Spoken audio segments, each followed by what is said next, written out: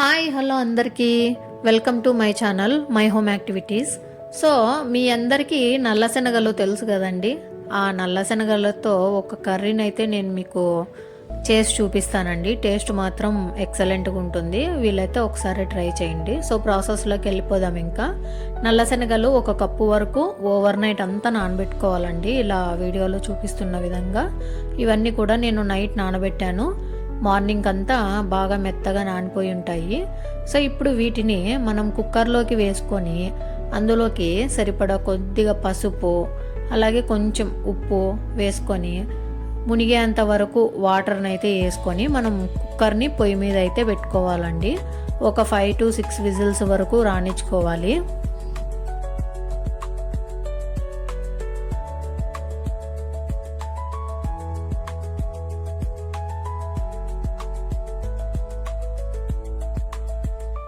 So చూస్తున్నారు కదండి, ఈ కుక్కర్లో ఉన్న ప్రెషర్ మొత్తం తీసేసిన తర్వాత ఈ శనగలు బాగా సాఫ్ట్గా మెత్తగా ఉడికిపోయి ఉంటాయి. వీటిని కొంచెం సేపు చల్లారనిద్దాము. కొద్దిగా చల్లారిన తర్వాత పప్పు గుత్తితో లైట్గా మ్యాష్ చేసుకోవాలండి. ఇలా మ్యాష్ చేసుకోకుండా కొన్ని శనగల్ని తీసుకొని మిక్సీ పట్టుకోవచ్చు. సో ఇంకా మనం గ్రేవీకి రెడీ చేసుకుందాము. ఒక మిక్సీ జార్ తీసుకొని అందులోకి వెల్లుల్లి రెమ్మలు, కొద్దిగా అల్లం, అలాగే 2 నుండి 3 వరకు టమాటా ముక్కల్ని, 1 టేబుల్ స్పూన్ అంత నువ్వులని, అలాగే 1 ఇంచ్ చెక్క, 2 యాలకులు, 5 నుండి 6 వరకు లవంగాలు, అలాగే 1/2 టీ స్పూన్ జీలకర్రని వేసుకొని వీటిని మెత్తటి పేస్ట్ లాగా చేసేసుకోవాలండి. చూస్తున్నారా, వీడియోలో చూస్తున్న విధంగా మెత్తగా గ్రైండ్ చేసుకోవాలి. సో ఇప్పుడు ప్యాన్ పెట్టుకొని అందులోకి ఆయిల్ వేసుకొని పోపుకు జీలకర్ర, ఆవాలు, బిర్యానీ ఆకు, కొద్దిగా కరివేపాకు, అలాగే చిన్నగా కట్ చేసి పెట్టుకున్నటువంటి ఆనియన్స్ అన్నీ కూడా వేసి బాగా గోల్డెన్ బ్రౌన్ కలర్ వచ్చేంత వరకు ఫ్రై చేసుకుందాం వీటిని. ఇప్పుడు ఇవి ఫ్రై అయిపోయాయి కదండి, మనము బాగా గ్రైండ్ చేసి పెట్టుకున్నటువంటి ఈ పేస్ట్ని ఇందులోకి వేసేసుకోవాలి.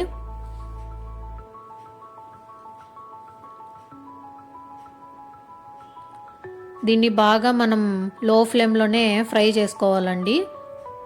దీంట్లో ఉన్న పచ్చివాసన మొత్తం పోయేంత వరకు మనము ఇలా ఫ్రై చేసుకోవాలి. సో ఇప్పుడు ఫ్రై అయింది కదండి, అందులోకి కొద్దిగా కారం, ధనియాల పొడి వేసుకొని బాగా మిక్స్ చేసుకొని 3 నిమిషాలు మూత పెట్టుకొని ఉడికించుకుందాము దీన్ని.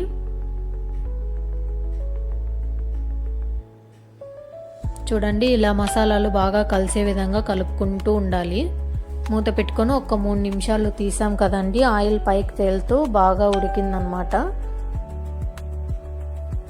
ఇప్పుడు మనము వాటర్తో సహా ఈ నల్ల శనగల్ని ఈ గ్రేవీలోకి అయితే వేసేసుకొని గ్రేవీ అంతా ఈ నల్ల శనగలకు పట్టేలాగా అయితే బాగా మిక్స్ చేసుకోవాలండి. చూపిస్తున్న విధంగా వీడియోలో చూస్తున్నారు కదా, స్లోగా అంతా మిక్స్ చేసుకోవాలి ఇలాగా. సో మన గ్రేవీకి కావాల్సిన వాటర్ కూడా ఇప్పుడే యాడ్ చేసుకుంటాము. సో మీకు ఎంత కావాలా అని అనుకొని 1/2 గ్లాసా 1 గ్లాసా వరకు వేసుకోండి. తర్వాత గరం మసాలానైతే 1 టీ స్పూన్ వేసుకోండి.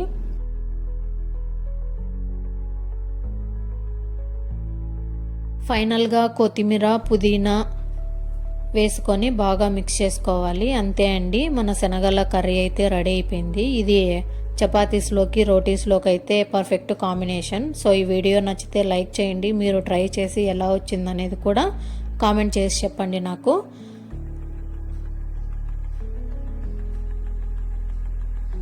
మరిన్ని ఇలాంటి కుకింగ్ వీడియోస్ కోసం అయితే మన ఛానల్ని ఫాలో చేసుకోండి.